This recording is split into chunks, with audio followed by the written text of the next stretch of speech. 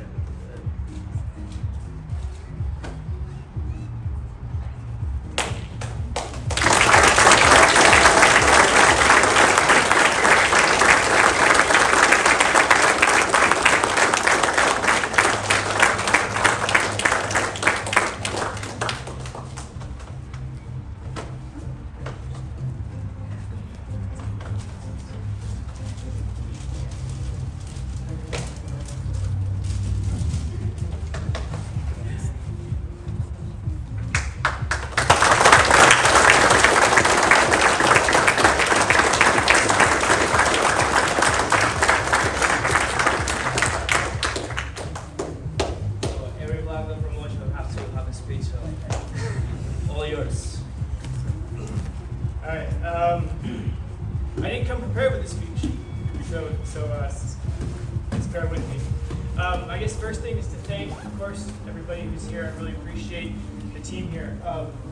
Professor JJ, he's just an amazing individual, because he was saying that character, which you find in any organization, flows from the top down. And in all of my interactions with Professor JJ, he's been outstanding. And they say that the real measure of a person is how they treat you when you can do nothing for them.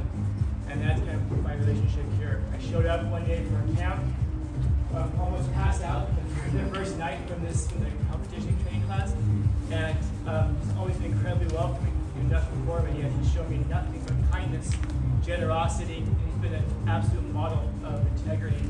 And so I appreciate you.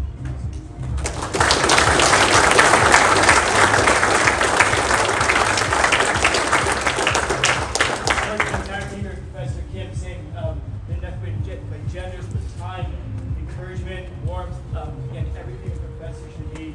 I look up to admiring and maybe someday be more like him. Same with Professor Sarah, Professor Evelyn, always very welcoming, encouraging, and the whole team here. Everybody who's here, Coach Georgie, Evan, Coach Brian, so Brother in Christ, I appreciate you guys all. Everybody down from the purple belt, blue belt, Stephen, white belts, everybody's so encouraging and welcoming and warm. And especially if any of you have ever trained at any other school, have been anywhere else, you can see what an incredible blessing this place is. So thank you all. I want to thank a few people who are not here today for various reasons. One of my original professors, Trevor Wollman, he's not here today, but he was one of my first professors who brought me up from white belt and encouraged me in jiu-jitsu. Kind of like a brother, I love him much. Other old Professor Martis, he comes through here sometimes, but he's competing today, so he couldn't be here. But Martis, again, very close, is like a brother, not even like a brother, he is a brother, and I love him very much.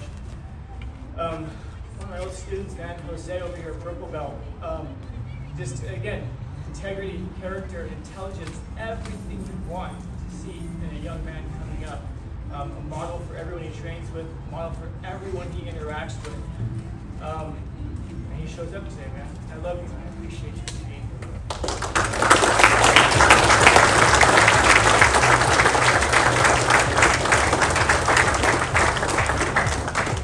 Down in San Diego, I'm training at another school. I want to thank Professor Joe Nunez. He's welcoming me in. Very wonderful. I told him about this promotion today. He knows of JP's reputation. He's just like, oh man, the offers, that's where you gotta go, man. That's what you gotta get. That's just a MoMA, man. Someone who's willing to be able to step back and say, this is the best thing for our students. Very student-oriented, just like here. And so I want to thank him as well. I want to thank my bestest friend in the whole wide world who's sitting up back here. She came down to this as well.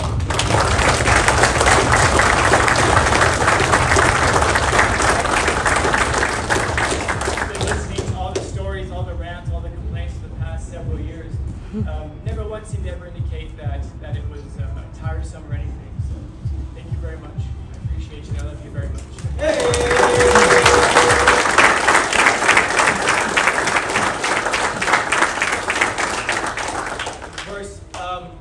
I was supposed to share something about my jiu-jitsu journey and how I got here. So I'll try to be brief, but I'm a teacher by trade, so that might, brief for me might be a little bit longer, so I'll try to get through it as quickly as possible.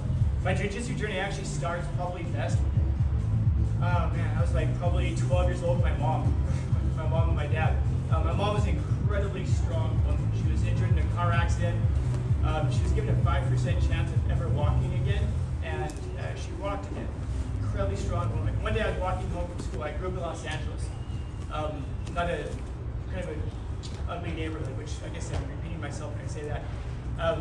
And I got jumped by 4 people, 2 people in my neighborhood. Fighting, one of them tried to hit me with a baseball bat, hit me in the back. I was peeing blood for like a week. And I'd get home, and I can only imagine what a mom would think if she saw you like that. A lot of moms would call the police out there. I told her what happened, and my mom asked me, so what do you do tomorrow? And I had to walk home again tomorrow. And I said, I think tomorrow I'm gonna walk around the block to avoid that. And my mom looked at me and said, see, if you walk around the block tomorrow, you're gonna be walking around the block the rest of your life. So it stuck with me. I thought, yeah, I guess so. If I don't face those things, I'm gonna be walking around the block the rest of my life. And so the next day I walked home my normal route. Guys were there again, going back and forth. And then over time, of course, as I went more and more often, everything just stopped. It went away.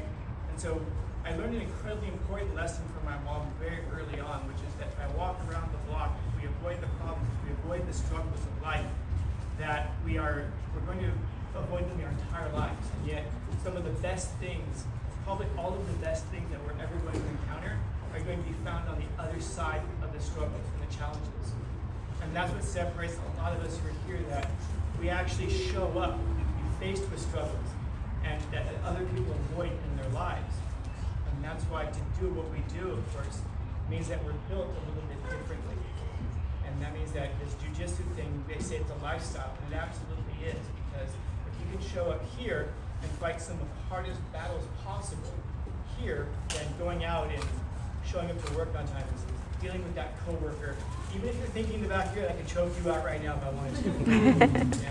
So you're laughing, so that's something you've all thought that before. But you realize that that's part of what it is that we do. There's that restraint, that we have the ability to do things, and yet we show that restraint from doing it, which gives us the ability to develop character, trust, which is a huge part of what it is that we do. So, thinking back to my parents, neither of them are with me anymore. I lost my mom in 2001, my father a few years later, but still those lessons stick with us, because it's true that we all stand here, as they say, on the shoulders of the giants who come before us. So like Professor J.B. stands on the shoulders of the professors who came before him.